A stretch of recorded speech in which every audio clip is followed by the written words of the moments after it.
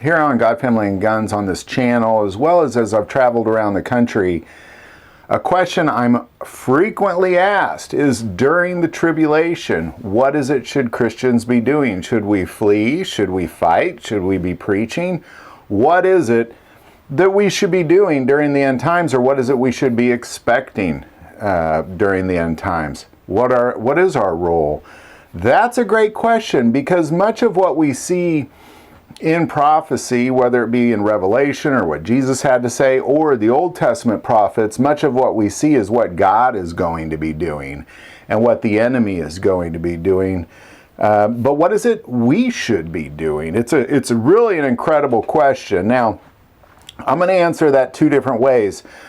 What I picture myself doing is, I picture myself doing a lot of prophesying and preaching. I picture myself gathering people together. I picture myself often engaged in warfare and often fleeing. So, that's what I picture. Now, that's just what I picture. What does the Bible tell us this will look like and what we should be doing? And that's what we're going to focus on today. Now, for this particular discussion, I'm going to start with, I highly recommend, if you haven't gone through the End of Time series, we're going through the book of Revelation verse by verse. We haven't finished the book. We're still hitting verse by verse. We're in chapter 16. I believe we have 112 episodes that will give us a lot of insight into what that might look like. But for this discussion, I'd like to turn to the book of Joel, because I believe the book of Joel is all about the end times. He refers 6 times in the book of Joel for the day of the Lord is at hand, and that's the same terminology Jesus himself used in Matthew 24, talking about the end times as well. So this entire book is written about what it is the end times looks like, and it's a pretty short book. So we're going to kind of jump to some verses to address what it is we should be doing. And we're going to start in Joel 1, starting in verse 13. Gird yourselves and lament, you priests. Wail, you who minister before the altar. Come, lie all night in sackcloth, you who minister to my God. For the grain offering and the drink offering are withheld from the house of your God. Consecrate a fast. Call a sacred assembly. Gather the elders and all the inhabitants of the land into the house of the Lord your God, and cry out to the Lord. Alas, for the day of the Lord is at hand. It shall come as destruction from the Almighty. So ultimately, where we should start off is we should be preparing ourselves for what it is God is going to be doing. Not what man is going to be doing, what God is going to be doing, because the only protection that you're going to have 2 ways to protect yourself. Either God's going to do it for you, or you're going to denounce Jesus Christ to save your head. Those are your only 2 really options. Either God's going to protect you, or you're going to have to denounce Jesus Christ and save your head. Those are your only 2 options. Let's go on. If we jump to chapter 2, starting in verse 12, what we're going to see is kind of a better idea of what this looks like, preparing ourselves, and how God then helps us prepare ourselves. We'll pick it up in chapter 2, verse 12. Now, therefore, says the Lord, turn to me with all your heart, with fasting, with weeping, and with mourning. So rend your heart and not your garments. Return to the Lord your God, for he is gracious and merciful, slow to anger, and great to kindness, and he relents from doing harm. Who knows if he will turn and relent and leave a blessing behind him, a grain offering and a drink offering for the Lord your God. In other words, what he's saying here is that by preparing yourself, it's God will provide for you by continuing to provide to him. Because ultimately he said, Joel, he's not accepting offerings at this point. Your offerings are worthless at this point. So what he's saying is, when you do this, he then will begin to accept your offering, and as a result, his provision and his protection will then come down on you as a return.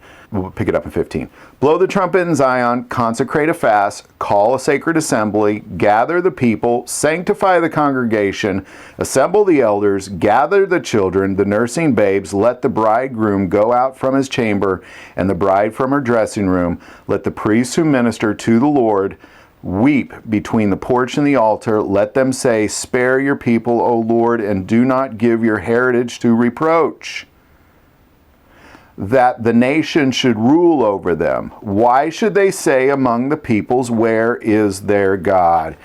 Now what he's saying here is that why would you give yourself to the reproach? Why would you give yourself to the Antichrist and to the world? Why would God allow that to happen? So what he's saying here is gather together, not just strong men of war. That's not what he said. The elders, the whole congregation, the children, the nursing babes, gather together those people to call out a sacred assembly to the Lord. This is an important piece. So when the rest of the world is denouncing Jesus, what they're saying is gather and present a sacred assembly, which is going to go against what you probably think you should be doing to the Lord. Now let's keep going in 18. Then the Lord will be zealous for his land and pity his people. The Lord will answer and say to his people, behold, I will send you grain and new wine and oil, and you will be satisfied them. I will no longer make you a reproach among the nations.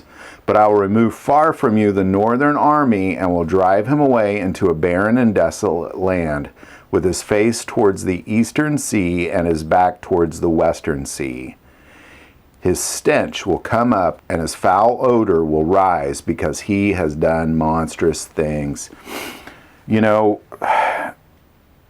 I believe what I get from this is these verses are going to be specifically about what's he doing about this attack and assault on Jerusalem, Judah, that kind of thing.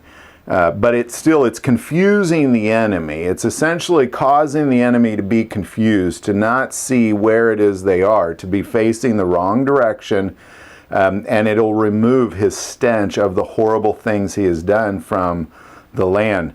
Now, I believe this also applies to the remnant of Jesus Christ, and we'll see that here in a few verses to come. All right, we're going to pick it up in 28. And it shall come to pass afterward that I will pour out my spirit on all flesh. Your sons and your daughters shall prophesy.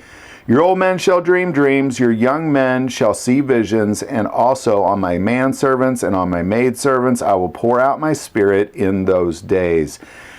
You should be anticipating be doing all sorts of prophesying during this time. This should be an expectation. Like when you think about taking up arms, yes, that will take place. And we'll get to that in a bit. But what you really should be focusing on is prophesying and preaching what it is God is telling you to preach and say. And we'll pick it up at 30. And I will show wonders in the heavens and in the earth, blood and fire and pillars of smoke. The sun shall be turned into darkness and the moon into blood before the coming of the great and terrible day of the Lord. And it shall come to pass that whoever calls on the name of the Lord shall be saved.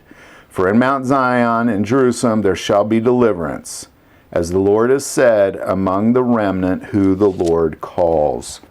It's a promise of deliverance to the remnant whom the Lord calls. And we are absolutely in the season. You know, everybody in the world knows that the season has changed. Spiritually around the world, we are in a different season than we were a few years ago.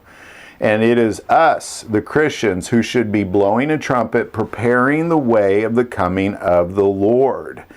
And ultimately, you know, what we're going to see is that God has called you specifically, and in doing so, you should prepare to assemble, you should prepare to weep, you should prepare to pray, you should prepare to give up garments, be prepared to be wearing sackcloth, be prepared to accept the offerings that God is giving you as He is then once again accepting your offerings.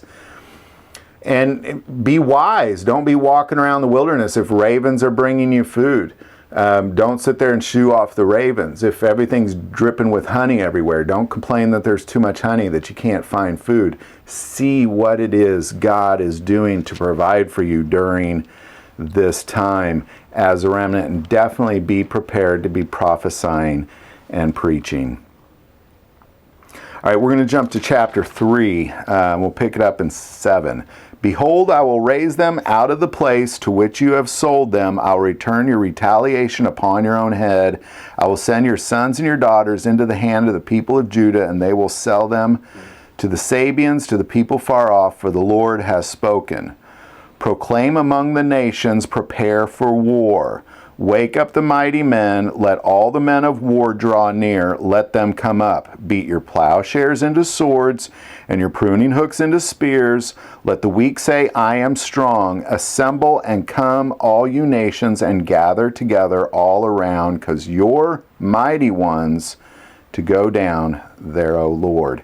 But we're talking about a lot of these final battles, like the Battle of Armageddon, the Battle of the Valley of Jehoshaphat. So we're talking about essentially, it is a warring of the saints for 3.5 years. And there's definitely a calling of preparing for war. It's going to be a 3.5 year war that's going to feel a lot like you're a criminal. It's going to feel a lot like you're on the run.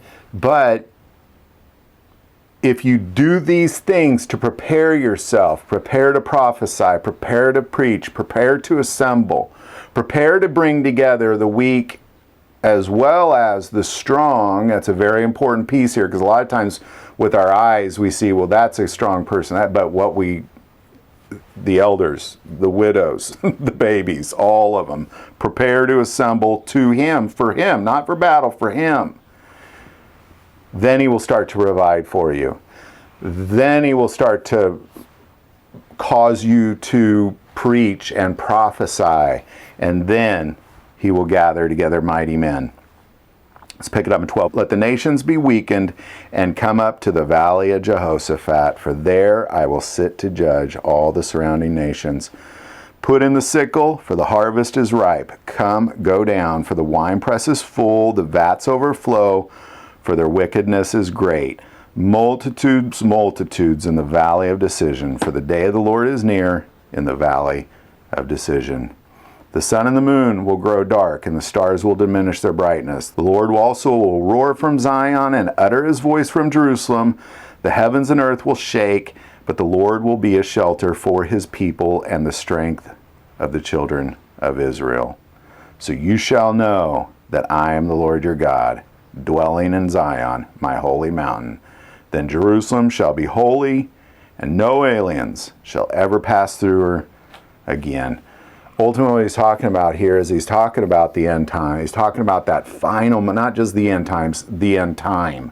The moment that Christ returns. There's this point where you've been warring for 3.5 years, and you'll be gathered probably around Armageddon as well, somewhere in there. And you will then ideally get to see Jesus Christ return on the Mount of Olives and watch all those enemies just go through that brutal wine press. We did a video on what that wine press in the Valley of Jehoshaphat, or the Valley of Decision, is, and it's essentially they melt,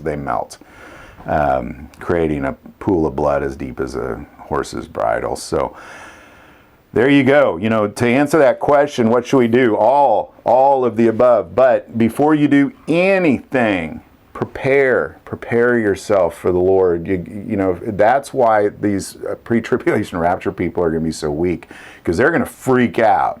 They're going to be freaking out, trying to hide, trying to run, trying to figure out what to do, or they're going to denounce Jesus Christ.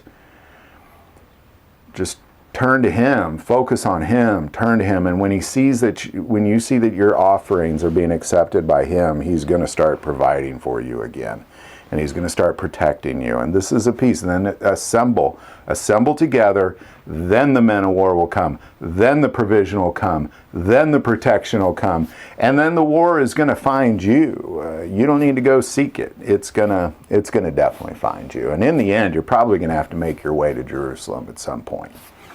Love to hear your thoughts on all this. Put it in the comments below.